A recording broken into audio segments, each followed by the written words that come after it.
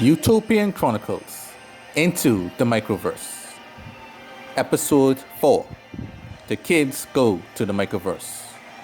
8 years after Natasha and Sonoma's training in Zen's dojo, they both were of age. The newly 18-year-old adults now had a little new member to their group.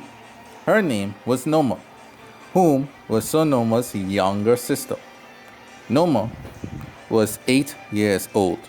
She was a very noisy and hyper little girl who loved her big brother very much. She stuck to him like glue and went everywhere he went. Natasha loved Noma. She saw her as a little sister whom she could play dress up with and do other girly things. Sonoma, on the other hand, saw his sister as a pest at times, but loved her all the same. One day, Natasha and the gang wanted to surprise Dr. Etta with a visit to his lab. So they hopped on a ship and flew off. The three of them would soon find out, however, that this trip would change their lives and alter the course of history forever. Meanwhile, Dr. Etta, in his research into the Microverse, had found a way that he and others can go there and destroy XCC themselves. He had built a shrink ray that could make him small enough to go there. You see, years prior, when XCC program was first confiscated, Dr. Etta placed a tracker on the little bugger, just in case something like this was to happen. His plan was to have Hugh and his forces shrink to hunt down and destroy the evil device before it could do any harm to anyone.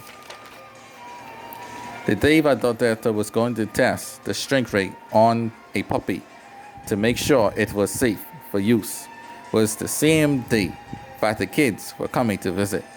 Having arrived at the house where Dr. Etta lived, Natasha and her friends got out of the ship and went inside. Natasha had no idea about XCC or the shrink ray at all. If she did, she wouldn't have brought Noma with her and Sonoma. Sonoma said, "You sure it's a good idea to bring Noma here with us? The doctor must be very busy." Natasha then replied, "No need to worry, Sonoma. I'm the princess of the kingdom. I can go anywhere and everywhere I please. Besides, there is no conflict going on, so there is no dangerous experiments going on." Then Noma, running ahead of them, said, "Come, slowpokes, let's go." Natasha then replied, "I have inherited my father's fast walking, so I'm not slow." She proceeded after Noma.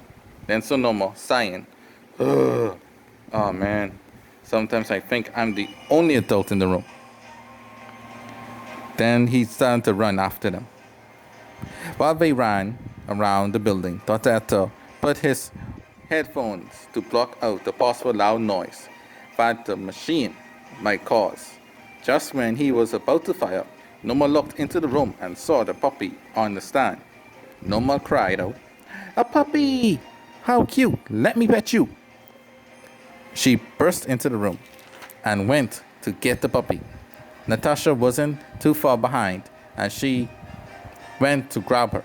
Sonoma was the only one who saw the ray gun was about to fire, so he jumped to save the two girls. Dr. Etta saw them coming, but he couldn't act fast enough to stop the ray gun.